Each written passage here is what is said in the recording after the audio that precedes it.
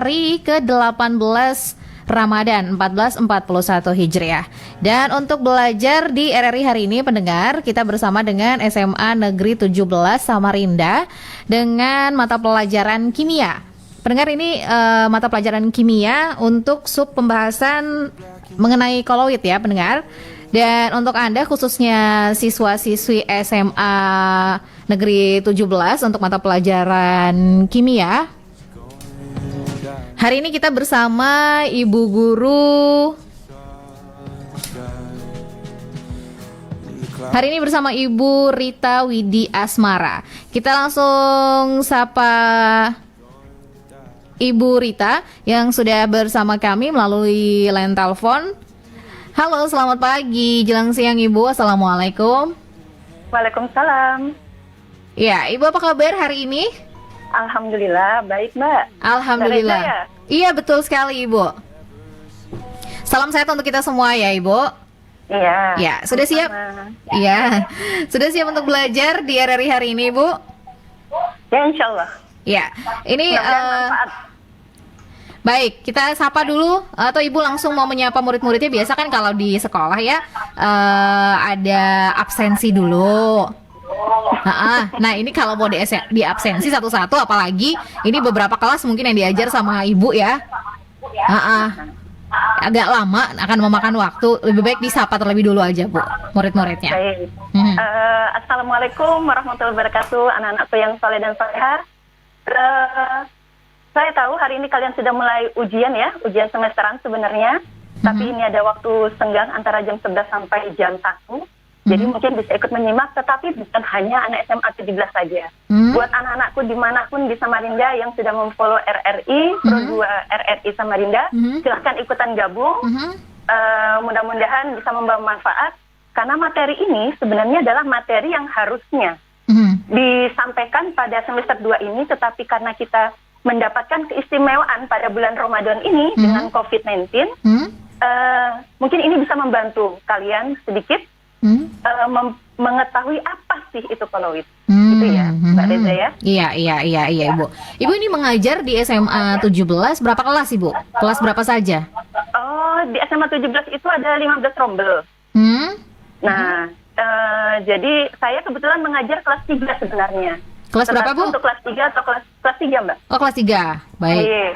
Tetapi kelas 3 atau kelas 12 itu sudah selesai ya, karena mereka sudah sekarang mendaftar di perguruan tinggi setelah USBN kemarin, dan sekarang yang tersisa adalah kelas 10 dan kelas 11. Dan saya rasa dimanapun, tadinya saya ingin mengangkat materi kelas 12, tetapi saya yakin yang tersisa di sekolah juga hanya anak kelas 10 dan kelas 11 saja. Jadi materi yang saya angkat hari ini adalah mudah-mudahan sesuai dengan kurikulum yang seharusnya diberikan pada tahun semester ini. Iya, baik. Ibu, ini kan biasanya kimia itu kan selalu ada praktek juga. Oh, iya benar. Ini selama pandemi ini bagaimana Bu untuk prakteknya? Sebenarnya materi untuk praktek itu banyak caranya. Ada sekarang namanya Laboratorium Maya yang digarap oleh Rumah Belajar, punyanya Kemendikbud. Iya. Terus ada juga sekarang itu media sosial juga sangat mudah. Untuk sementara ini saya masih menggunakan YouTube ya. YouTube atau metode Kuiper, mengirim video dan sebagainya untuk memberikan materi-materi yang sifatnya praktek. Begitu juga dengan teman-teman yang lain, saya rasa punya cara tersendiri untuk mengatasi COVID ini. Jadi bisa dipraktekkan di rumah seperti itu ya Bu ya? Oh bisa. Insya Allah hari ini juga ada praktek sederhana saja untuk pengantar ke materi koloid. Baik. Kalau begitu kita langsung saja dengan materi pembahasan hari ini. Dan pendengar, sebelum kita masuk ke materi pembahasan yang akan disampaikan Ibu Rita Widi Asmara dari SMA Negeri 17 Samarinda, mata pelajaran kimia mengenai koloid. Nah, nanti kita akan mengenal koloid dan sifat-sifatnya.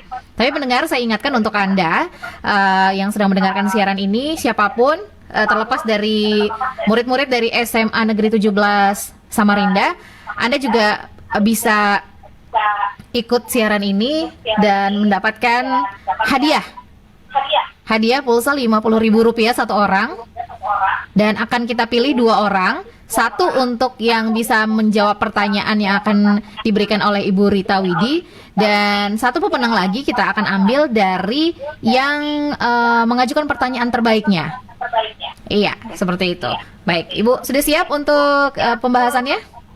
Insya Allah, dan semoga anak-anakku juga siap menerima materi hari ini. Amin. Silahkan Ibu disampaikan. Ya, baik ya. Assalamualaikum warahmatullahi wabarakatuh. Waalaikumsalam Bagaimana anak warahmatullahi wabarakatuh. kondisinya Ramadan ini? Semoga tetap bersemangat ya. Jadi Ramadan tidak menghalangi kita untuk belajar, tidak menghalangi kita untuk melakukan aktivitas apapun termasuk belajar di antaranya. Hari ini insya Allah Ibu akan mencoba membawakan materi dengan judul koloid. Ya. Jadi koloid, sebelum jauh kita membicarakan atau mengenal itu koloid, kita masih ingat tentunya ya, kalau ada suatu zat bercampur dengan suatu zat lain, maka kita bisa menyebutnya sebagai campuran. Jadi syarat suatu campuran adalah terdiri dari dua hal. Yang pertama ada zat yang terlarut dan ada zat pelarut, gitu ya. Jadi ingat, ada yang terlarut dan ada pelarutnya. Nah, koloid sendiri, sebelum kita bicara tentang koloid tadi, terdiri atas suatu sistem yang disebut dengan sistem dispersi. Apa hubungan sistem dispersi dengan campuran yang saya sebutkan di awal tadi? Jadi sistem dispersi adalah suatu zat yang terlarut atau yang nanti kita sebut dengan istilah fase terdispersi dan terdiri atas zat pelarut atau yang disebut dengan medium pendispersinya. Jadi kalau kita menggunakan istilah pelarut dan pelarut sebenarnya kurang tepat untuk bicara tentang sistem dispersi. Begitu ya. Jadi jika ada suatu zat yang bergabung dengan suatu zat lainnya terus bergabung dan menyebar secara merata, maka itu disebutlah dengan sistem dispersi. Nah, sistem dispersi tadi, seperti yang saya sampaikan, ada dua. Ada fase terdispersi atau yang biasanya dulu kita sebut dengan zat pelarut, tapi lebih tepat dengan zat terdispersi. Dan ada medium pendispersi atau media yang digunakan untuk mendispersikan zat yang terdispersi tadi atau fase terdispersi tadi. Sistem dispersi sendiri tadi prinsipnya udah jelas ya, ada dua, ada zat, ada fase terdispersi dan medium. Tetapi sistem dispersi sendiri itu ada 3 jenis. Ada yang disebut dengan suspensi, ada disebut dengan koloid, dan ada yang disebut dengan larutan. Nah, kita mulai masuk nih di koloid. Tapi kita sampaikan dulu teman-temannya. Jadi, koloid sendiri punya saudara-saudara gitu ya. Ada suspensi dan larutan, tetapi memiliki sifat yang berbeda. Nah, suspensi, di sini saya mempunyai 3 gelas kali ya. Kalau bisa disebut dengan gelas. Atau tabung gitu, Jadi, Bu ya? Iya, gelas, boleh pakai gelas apa aja ya Nak ya.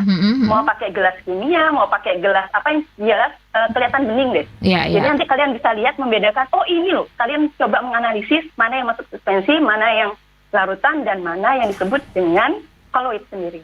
Di sini 3 gelas ini sudah berisi air dengan jumlah yang kurang lebih sama, gitu ya. Terus, dan saya punya 3 bahan lainnya untuk mendukung. Yaitu di sini saya menyiapkan pasir, di sini saya menyiapkan susu bubuk ya, kebetulan adanya susu bubuk, dan di sini juga ada garam. Coba kita larutkan sekarang Nak ya. Saya mulai dari garam lebih dulu, yang lain saya pinggirkan sebentar.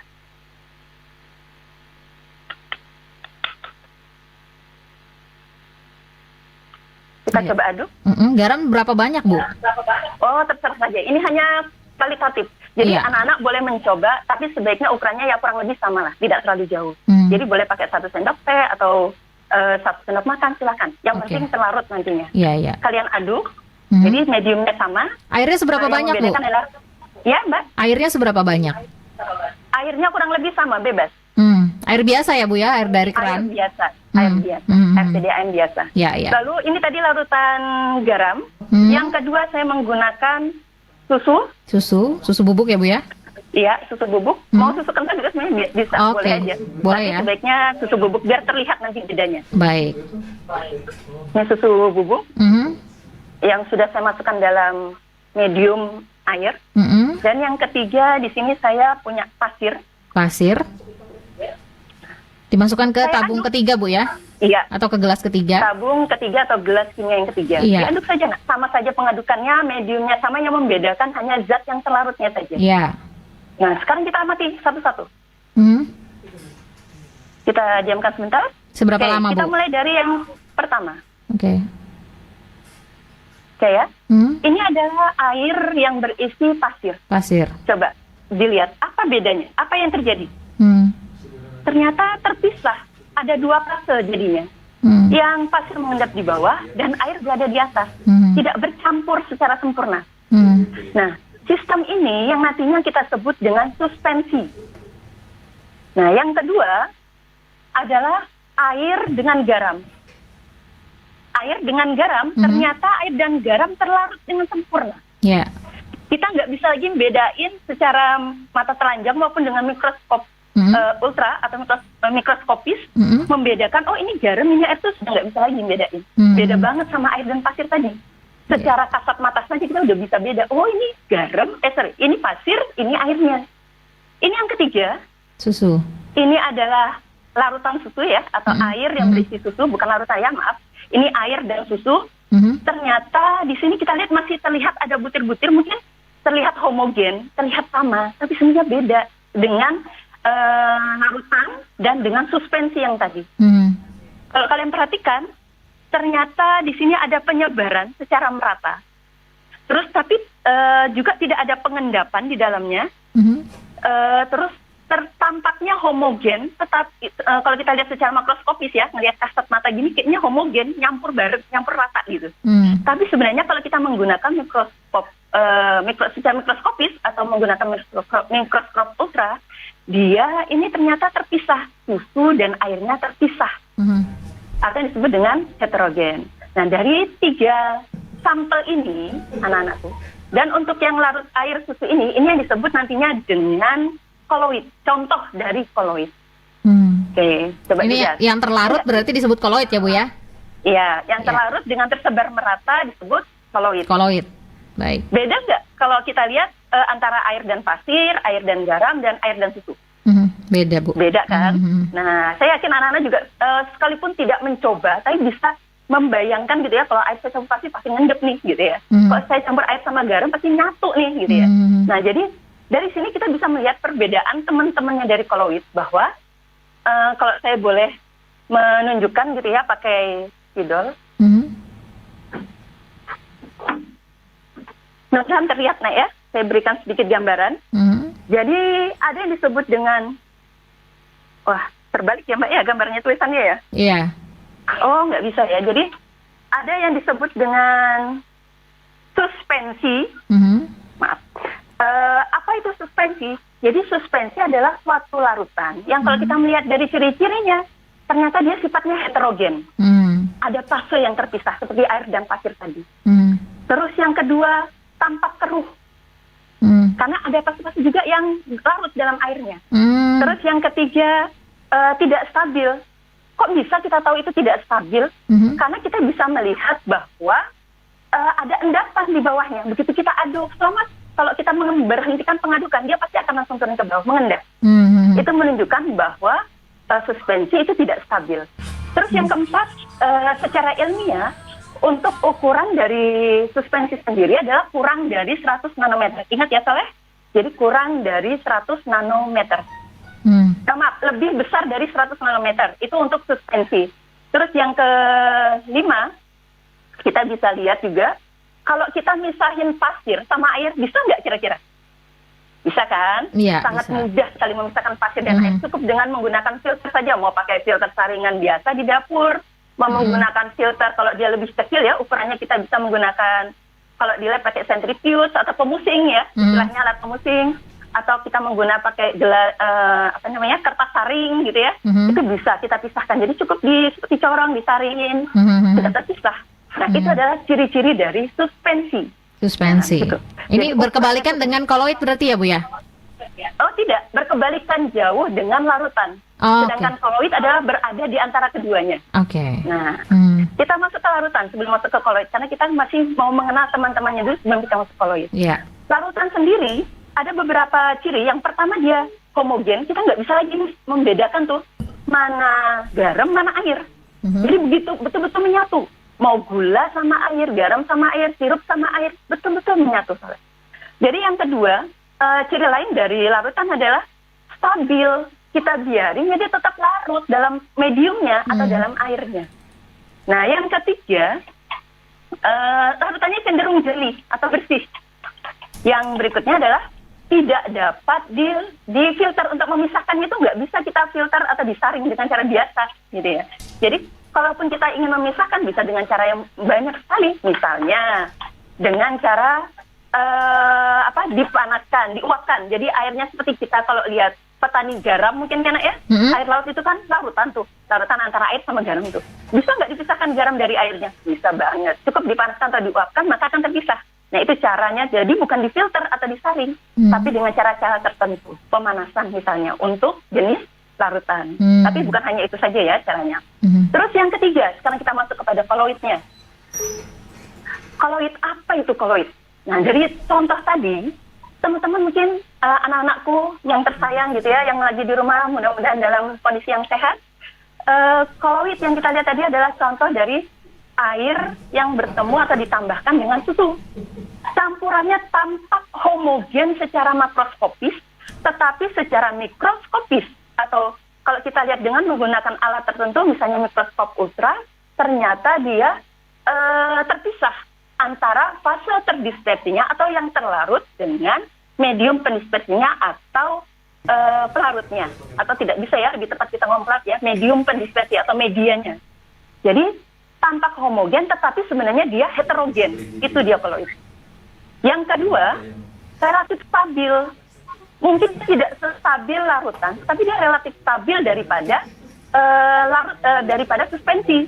Tidak ada endapan. Mungkin kalau mengendap perlu waktu yang sangat lama untuk mengendap dan sebagainya.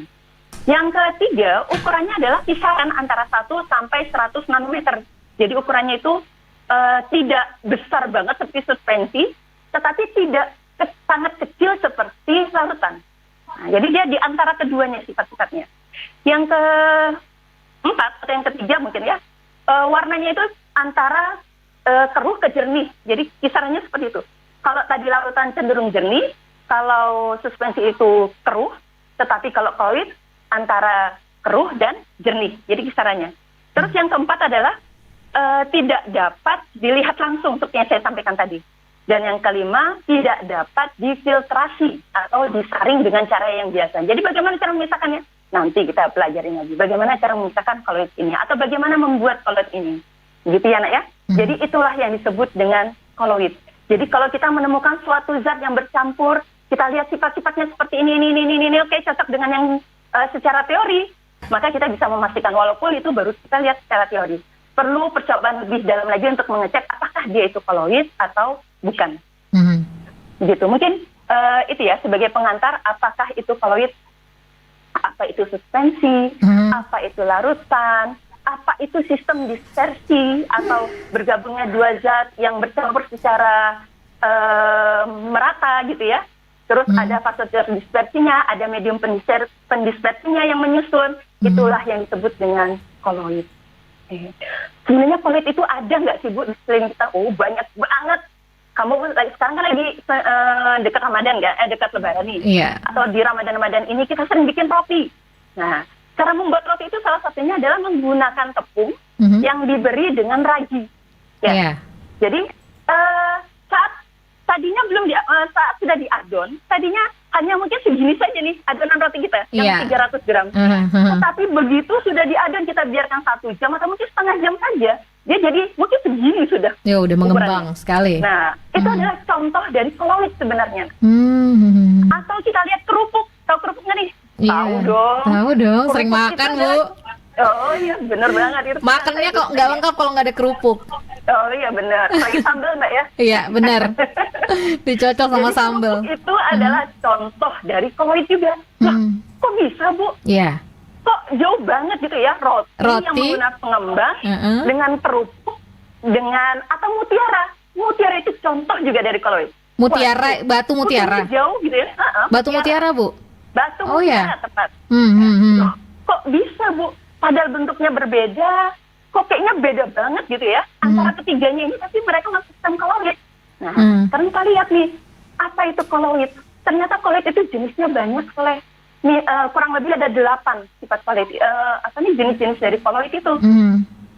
Jadi koloid itu sebenarnya menyusun itu fasenya sama, mau fase terdispersi maupun medium pendispersi atau zat yang dimasukkan ke dalam media yang dimasuki, itu sebenarnya sama. Wujudnya ada yang padat, ada yang cair, ada yang gas. Hmm. Nah, itu ya, ada yang padat, ada yang cair, ada yang gas. Satu yang tidak ada dalam sistem koloid penyusunnya yaitu gas, fase terdispersi gas, dan medium pendispersinya gas itu nggak ada. Kenapa? Karena kita tidak bisa membedakan apakah dia sebagai fase terdispersi ataupun medium pendispersi. Oke, kembali ke contoh tadi. Coba kita bayangin tuh ya, kerupuk tuh Mbak. Kerupuk itu kan benda padat tuh ya.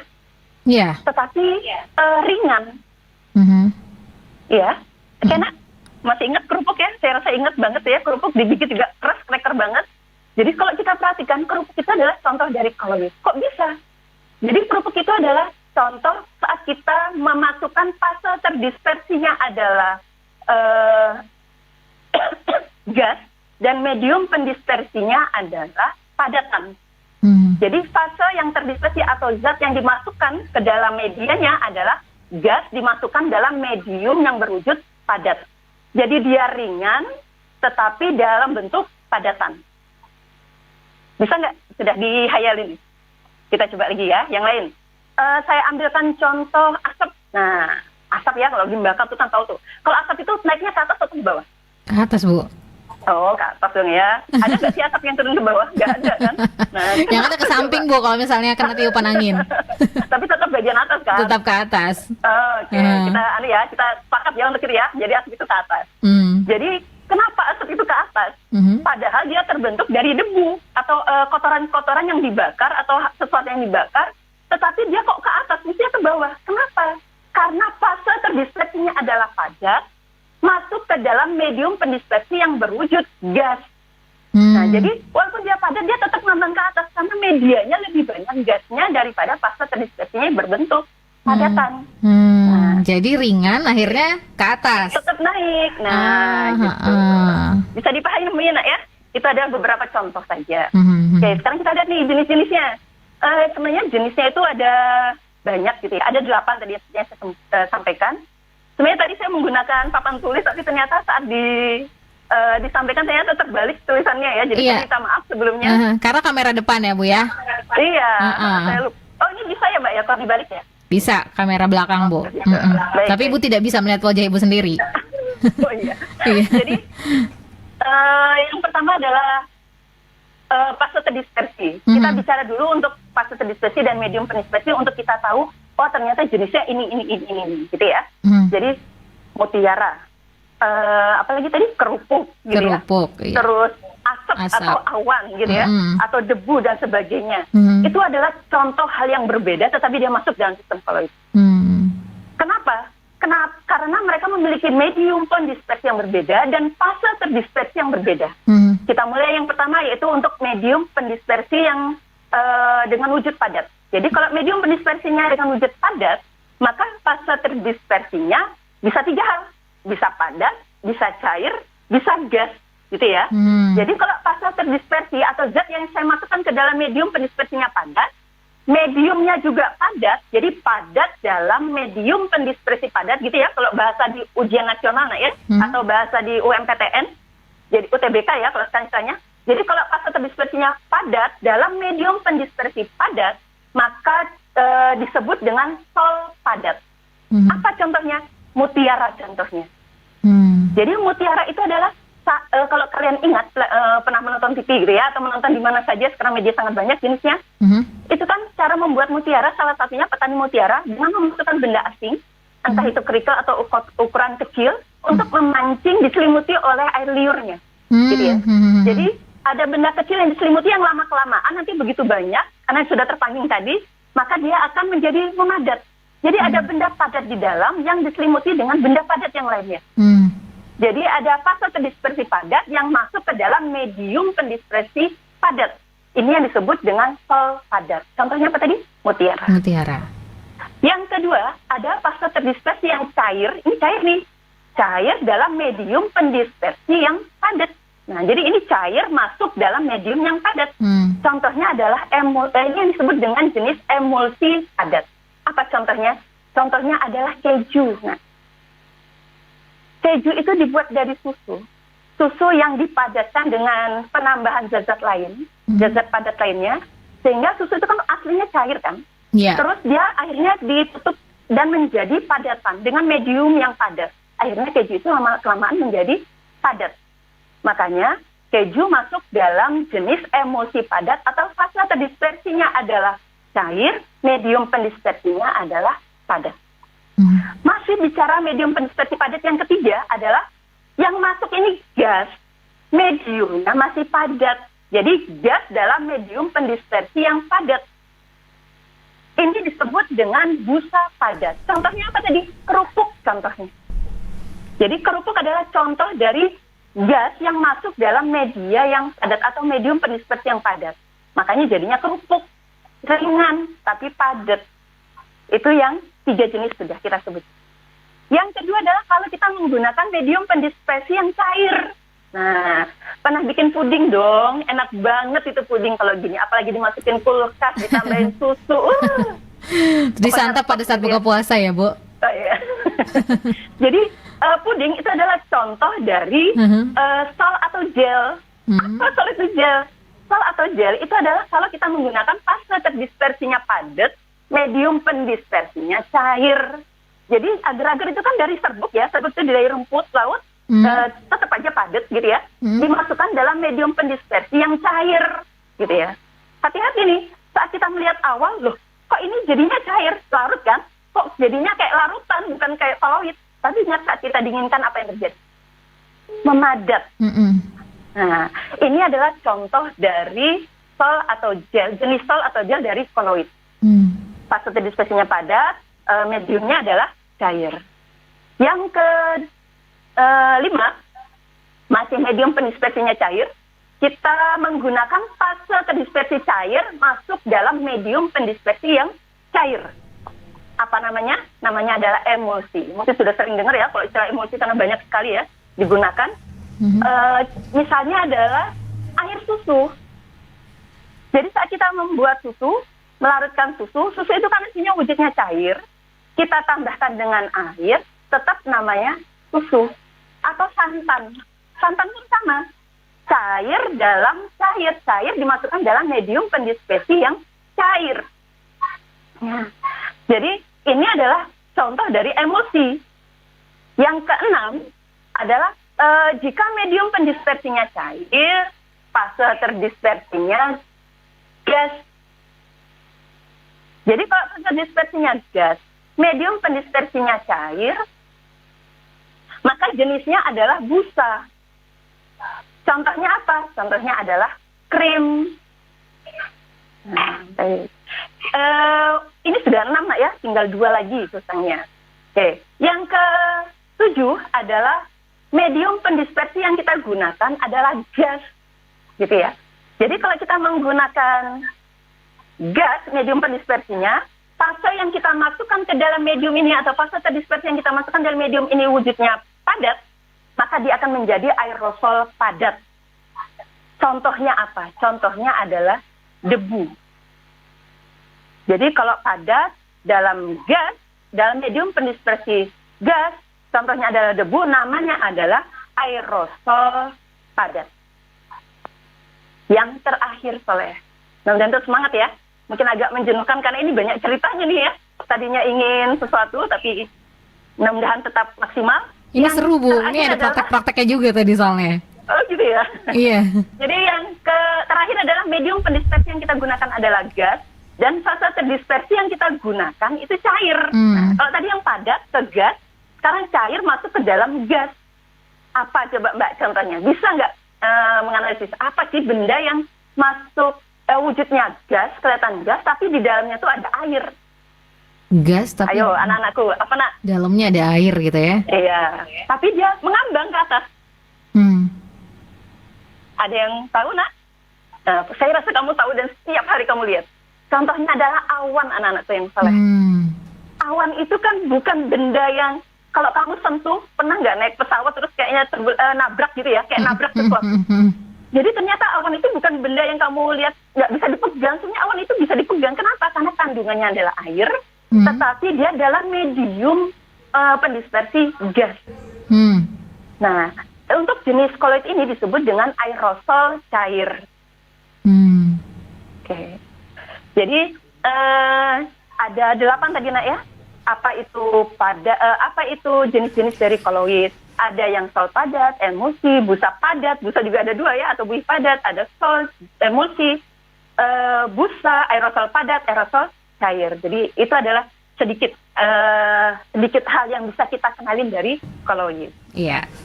Baik pendengar, dan khususnya untuk siswa-siswi SMA Negeri 17 Samarinda, disimak baik-baik apa yang sudah dijelaskan oleh Ibu Rita Widi ya pendengar. Dan Anda juga bisa mengajukan pertanyaan, di mana pertanyaan ini berhadiah Rp50.000.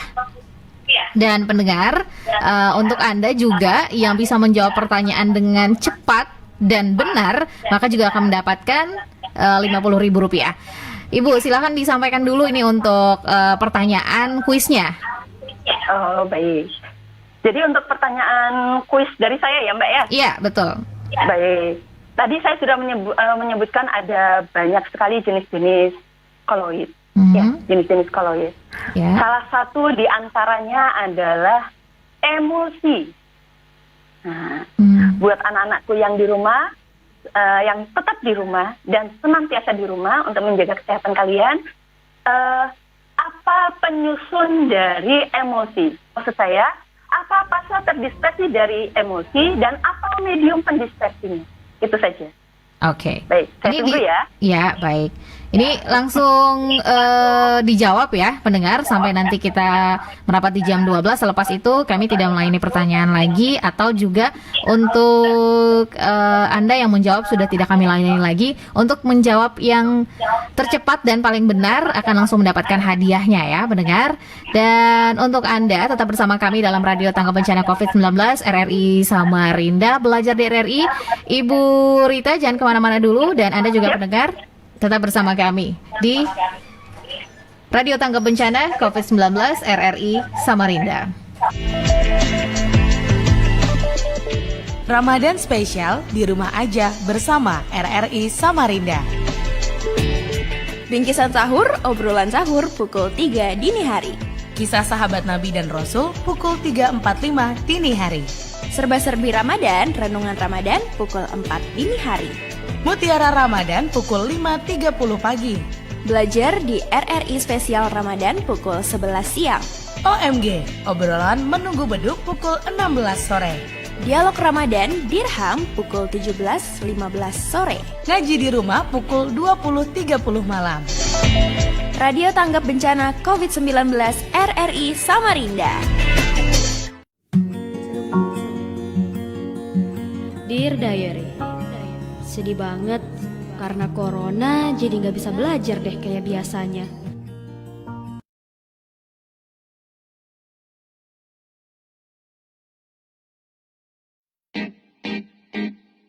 Belajar asik, belajar seru, belajar di RRI melalui 88,5 FM dan 97,6 FM.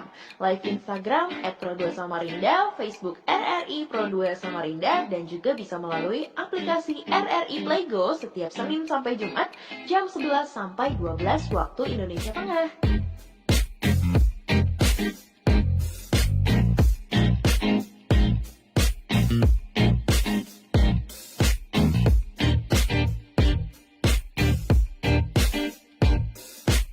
Saya belajar di RRI.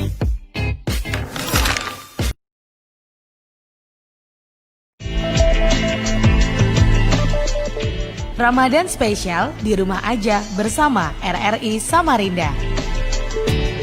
Bingkisan sahur, obrolan sahur pukul 3 dini hari. Kisah sahabat Nabi dan Rasul pukul 3.45 dini hari. Serba-serbi Ramadan, renungan Ramadan pukul 4 dini hari. Mutiara Ramadan pukul 5.30 pagi. Belajar di RRI Spesial Ramadan pukul 11 siang. OMG, obrolan menunggu beduk pukul 16 sore. Dialog Ramadan Dirham pukul 17.15 sore. Ngaji di rumah pukul 20.30 malam. Radio Tanggap Bencana COVID-19 RRI Samarinda.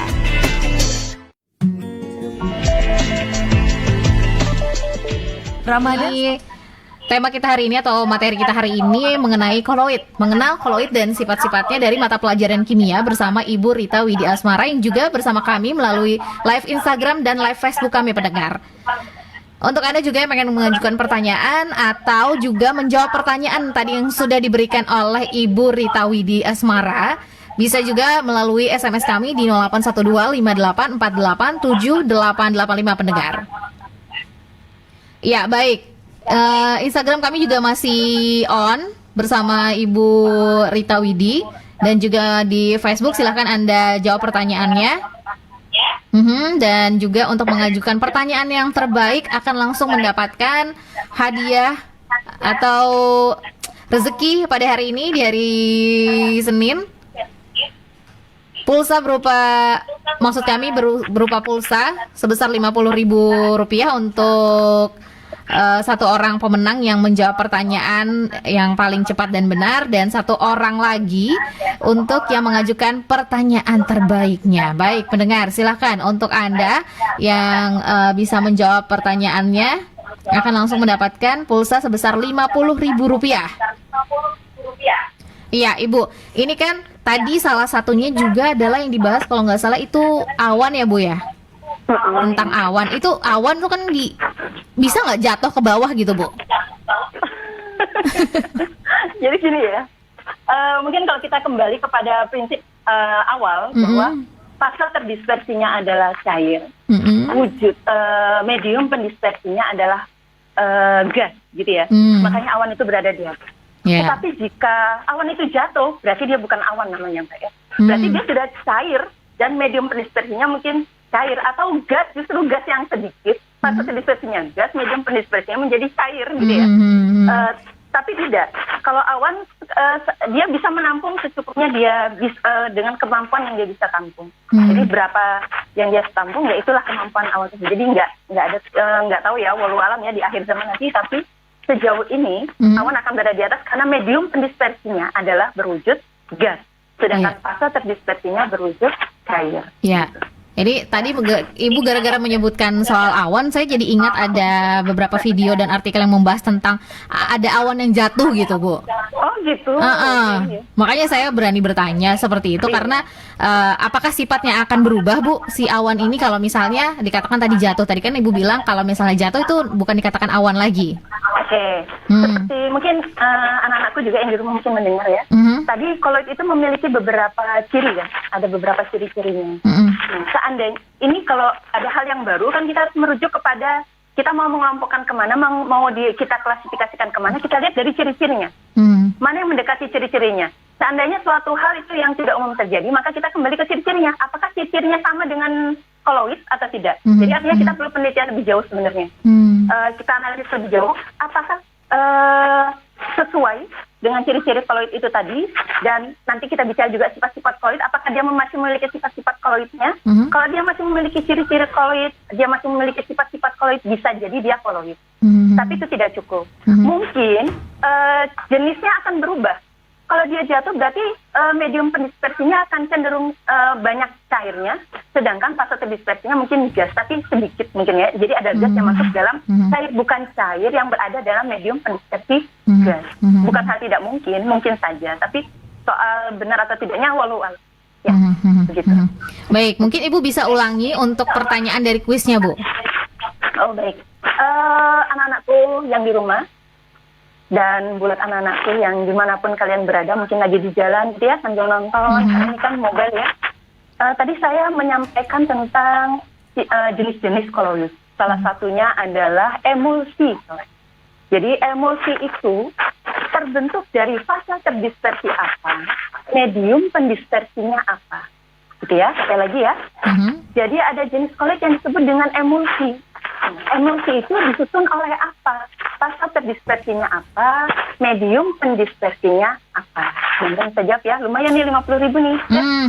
Ini pulsa lumayan. Kota nih. Benar Bu. Jadi kalau misalnya lagi belajar online kayak gini aman ya Bu ya? Iya, jadi hadiah hari ini sebesar Rp100.000 pendengar, di mana kita akan memilih 2 orang. Satu untuk yang bisa menjawab pertanyaan dengan benar dan cepat. Satu lagi untuk Anda yang mengajukan pertanyaan terbaik Anda. Nah, ini kalau misalnya apa ya? Busa sabun yang banyak, yang biasa kalau misalnya banyak itu kan suka Buih dimainin, gitu ya? buih gitu, dimainin anak-anak gitu ya kan, seru banget Bu. Itu sifatnya seperti apa? Kalau kita perhatikan, busa sabun atau buih itu kan dia mengambang tuh ya. Kalau kita bikin kayak gelembung gitu ya, Iya, zaman betul. main kita dulu waktu kecil. Kalau dia ke atas, mengambang ke atas, berarti mediumnya pasti gas tuh. Nah, sedangkan yang masuk di dalam medium itu adalah cair. Jadi cair dalam gas, gitu ya. Cair dalam gas. Jadi makanya bisa mengambang ke atas. Tapi kalau dia jatuh ke bawah, ya itu bisa jadi banyak hal. Apakah nanti fase terdispersinya gas atau medium pendispersinya cair. Makanya kalau memberikan suatu soal itu mesti ini, misalnya susu itu masuk apa nih? Coba dianalisis tuh. Kita nggak perlu menghafal semuanya sebenarnya. Tapi dari situ kita bisa menganalisis, oh susu itu kan wujudnya cair tuh. Cair dilarutkan dalam air. Oh, cair dalam cair. Nah, berarti dia disebut dengan susu gitu ya, dan sebagainya. Mungkin kita bisa lanjutin sifat-sifatnya Mbak sebelum ini. Ya, boleh, silakan Ibu. Sambil menunggu gitu ya. Betul, sambil menunggu. Ya. Anak-anakku, gitu. Betul. Ada beberapa sifat. Ini adalah sesi kedua ya, sesi kedua terkait dengan sifat-sifat koloid. Jadi bukan hanya kita bisa melihat orang itu dari memilih sesuatu itu bukan hanya dari ciri-cirinya yang kasat mata bisa kita lihat, tetapi kita harus melihat sifat-sifatnya juga. Jadi apa sih sifat-sifat koloid? Ada yang ciri-cirinya sepertinya serupa, tetapi ternyata kalau kita telisik lebih jauh, sifatnya jauh banget berbeda. Jadi kita harus melihat koloid dari dua sisi. Yang pertama ciri, yang kedua adalah sifat-sifatnya. Sifat yang pertama adalah efek Tyndall. Apa itu efek Tyndall, Bu? Kok aneh banget gitu ya? Jadi efek Tyndall adalah peristiwa penghamburan suatu cahaya oleh partikel koloid. Nah, jadi peristiwa penghamburan cahaya oleh partikel koloid. Misalnya, pernah, kalau zaman dulu ya, zaman saya kecil itu ada namanya, apa sih, di tengah lapangan gitu ya, layar tancap. Nah, itu kan menggunakan proyektor tuh. Yeah. Saat proyektor disalurkan kepada suatu layar, berkas cahaya itu kita melihat seperti ada debu-debu yang berterbangan gitu di antara cahaya-cahaya itu. Iya. Karena ada cahaya. Atau Nah, ada itu, sinar matahari yang masuk ke dalam rumah gitu ya, Bu ya? Bener banget, Iya. Mbak. Atau misalnya kita naik kendaraan malam-malam gitu ya, kita nyorotin lampu. Pakai kita, lampu kendaraan. Seperti ada debu-debunya gitu. Iya, Nah, iya. itu adalah contoh peristiwa penghamburan cahaya oleh partikel koloid. Karena ukurannya cukup besar, jadi saya cahaya masuk, dia menabrak satu, menabrak lain, dan dihamburkanlah cahaya itu. Begitu. Itu disebut dengan efek Tyndall. Yang kedua, ada yang disebut dengan gerak Brown. Gerak Brown. Oh, tadi efek Tyndall, sekarang gerak Brown ya. Namanya keren-keren. Apakah keren namanya sih tapi ini? Kita lihat. Jadi gerak Brown adalah gerakan partikel koloid dengan lintasannya lurus, tetapi arahnya acak. Sekali lagi, gerak Brown adalah gerakan partikel koloid dengan lintasan yang lurus dan arah yang acak. Atau biasanya kalau di simpelnya gitu ya, di banyak media disebut dengan bergerak secara zigzag. Jadi kok bisa terjadi gerak Brown pada koloid? Kenapa? Karena ukuran partikelnya yang cukup besar. Jadi saat partikel yang cukup besar dia bertabrakan, kan jumlahnya banyak tuh di dalam medium. Dia ukuran cukup besar daripada medium berdispersinya, dia bertemu dengan partikel yang lain, dia bertabrakan. Atau dalam istilah ini biasanya disebut dengan tumbukan. Dia bertumbukan. Saat tumbukan ini cukup keras, maka dia akan menumbuk lagi yang lain, bergerak lagi pindah, menumbuk lagi yang lain, dan seterusnya. Jadi lintasannya itu lurus, entah ke kiri atau kan, jadi nggak pakai nikung lah ya, ini nggak ada nikung di sini. Jadi lurus, tetapi arahnya yang acak. Itu itu adalah yang kedua dari sifat koloid. Jadi disebut dengan gerak Brown. Yang ketiga, ada yang disebut dengan absorpsi, pakai D ya. Absorpsi. Pakai D. Oh, absorpsi. Oke. Ya. Beda nggak sih absorpsi sama absorpsi? Beda banget. Jadi kalau absorpsi itu berarti menempelnya suatu zat itu pada permukaannya saja. Jadi terserap tetapi hanya pada bagian permukaan.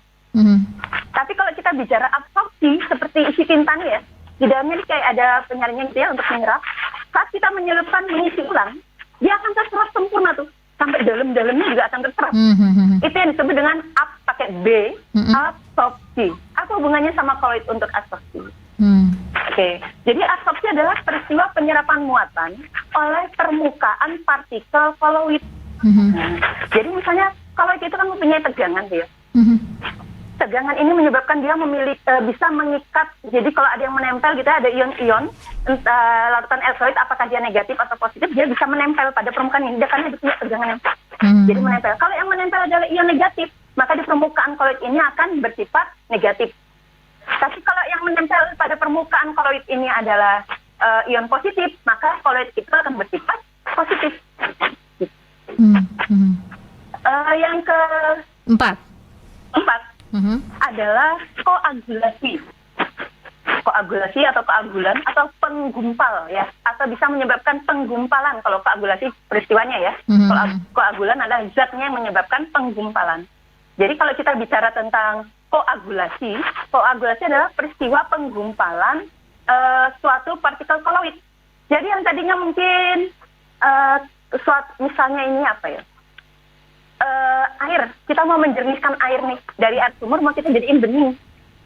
Ternyata air itu kita tambahkan dengan tawas. Apa yang terjadi sekian setengah jam atau setengah jam kemudian terjadi pengumpulan pada bagian bawah. Jadi yang debu kotoran-kotoran yang tadinya larut dalam air secara merata, dia jadi membesar terus jatuh ke bawah. Ini adalah salah satu contoh koagulasi atau penggumpalan, peristiwa penggumpalan. Peristiwa ini menarik, Mas. Kenapa menarik? Karena ini digunakan sebagai dasar industri tinta. Mungkin kalian pernah ya mencoba zaman dulu mungkin ya, entah zaman saya atau masih ada yang seperti itu. Kalian pernah membeli isi tinta, misalnya snowman ya, saya gunain snowman. Tetapi isi tinta yang saya gunakan, saya mau ngisi ulang, saya tidak menggunakan isi tinta snowman. Misalnya saya menggunakan isi tinta X misalnya. Saya masukkan. Ternyata saat saya gunakan yang muncul di papan tulis saya hanya minyaknya saja. Jadi warna hitamnya itu nggak keluar, atau cairan tinta itu nggak keluar. Kenapa? Nah, ini adalah karena peristiwa koagulasi di dalamnya. Mungkin anak-anakku masih ingat tadi saya ngomong tentang absorpsi, ini ada terkait ya. Jadi absorpsi itu kan dia, koloid itu punya tegangan, sehingga dia bisa menyebabkan ion-ion yang berada di luar menempel ke dia. Kalau kebetulan dia ionnya negatif, lalu dia bertemu dengan apa tadi nih? Ionnya negatif, terus dia bertemu dengan koloid lain, misalnya tinta X dengan menggunakan jenis absorpsi yang negatif, terus dimasukkan tinta Z dengan absorpsi yang bermuatan positif, maka yang terjadi adalah penetralan menggumpal. Jadi yang keluar hanya sisa-sisa cairannya saja, airnya atau minyaknya saja. Nah, itu sebenarnya ini sering digunakan industri supaya ya kalau kita sudah pakai merek A, ya isinya harus A. Atau kita pakai tinta printer, kita harus melihat tuh serinya ini untuk isi apa aja, bisa nggak yang ini saya masukkan untuk yang ini, kan nggak bisa sembarangan. Nah, itu tujuannya. Jadi banyak sekali kalau kita bicara tentang koagulasi. Jadi koagulasi itu bisa terjadi karena 3 hal. Bisa karena peristiwa mekanis, bisa karena peristiwa kimia, atau dengan penambahan elektrolit atau disebut dengan nanti ada ya electroporation dan sebagainya. Yang mekanis misalnya, koagulasi karena peristiwa mekanis. Ada 2 cara. Bisa menggumpalkan sesuatu dengan cara mekanis. Contohnya adalah kalau tidak dengan pemanasan, ya pendinginan. Pemanasan seperti apa? Kalian tahu sel darah butil merah kita ini kan terdispersi ke dalam plasma darah. Jadi wujudnya cair itu di dalam. Tetapi begitu dia keluar dari tubuh kita dengan suhu ruang yang lebih tinggi daripada tubuh kita, apa yang terjadi? Dia menggumpal, mengeras. Kenapa? Karena ada pemanasan di situ. Jadi pemanasan bisa menyebabkan koagulasi. Sebaliknya pendinginan pun bisa menyebabkan koagulasi, tapi tidak semua koloid harus dengan pendinginan, tidak semua koloid harus dengan pemanasan. Contohnya apa tadi? Agar-agar tadi, puding. Puding tadinya cair, kita dinginkan, akhirnya menjadi menggumpal atau memadat. Peristiwa kimia lainnya adalah untuk membentuk koagulasi bisa mencampurkan koloid yang berbeda muatan. Nah, misalnya adalah penjernihan air dengan tawas. Itu manfaat positifnya ya. Penjernihan air dengan tawas kita bisa menggumpalkan. Tapi tinta tadi adalah rugi di kita, untung di secara industri. Gitu ya. Tinta tadi kan juga dicampurkan antara negatif sama positif, dia justru menggumpal. Nah, Nah, jadi kalau kita ingin membuat sesuatu ya kita lihat nih, oh ini dalam sisi keimunannya seperti apa dan insulinnya seperti apa. Ya, Ibu 2 Nah, itu menit adalah lagi untuk beberapa- penjelasan ya, Bu. Baik. Ya. Yang terakhir adalah koloid pelindung. Kalau tadi ada yang menyebabkan tergumpal, bisa nggak yang tergumpal ini supaya nggak tergumpal karena kita sering mencampurkan koloid satu dengan yang lain, misalnya susu kita tambahkan dengan apa, susu dengan tambah apa, atau debu kita tambahkan dengan apa, sering kita menggunakan seperti itu, mencampurkan beberapa koloid. Yang jadi masalah kalau satunya negatif positif, pasti akan terjadi penggumpalan. Tapi yang kita inginkan dia tidak menggumpal. Bagaimana caranya? Maka diberilah yang disebut dengan koloid pelindung. Jadi koloid pelindung adalah koloid yang digunakan untuk mencegah koagulasi itu berlangsung. Contohnya, Bu? Contohnya adalah gelatin pada es krim, gitu ya. Atau contohnya lain adalah kasein dalam susu. Jadi kalau kita biarkan kalau kita pakai susu bubuk nih, susu bubuk ini kan gampang menggumpal nih dalam waktu yang cukup panjang. Nah, supaya dia tidak menggumpal, maka kita tambahkan zat kasein di dalamnya supaya dia tidak mudah menggumpal. Nah, kecuali dengan peristiwa-peristiwa alam lainnya, misalnya terbuka, panas yang tinggi, itu juga bisa menyebabkan penggumpalan. Tetapi jika kita tutup dengan wadah yang tepat dan sudah ada kasein di dalamnya, koloid ini akan melindungi terjadinya peristiwa koagulasi ini tidak berlangsung. Mungkin itu ya, sifat-sifat koloid yang disebut ada. Semoga bermanfaat ya, Nak. Iya.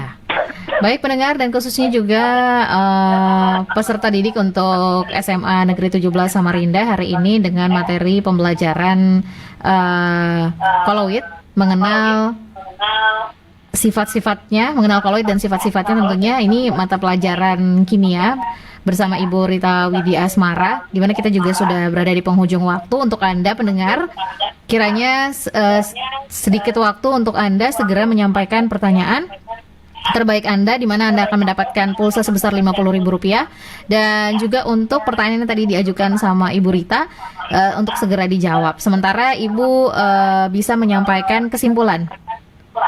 Baik, silakan, Bu. Jadi sering sekali kita menggambarkan gitu ya, kimia dengan sesuatu yang abstrak.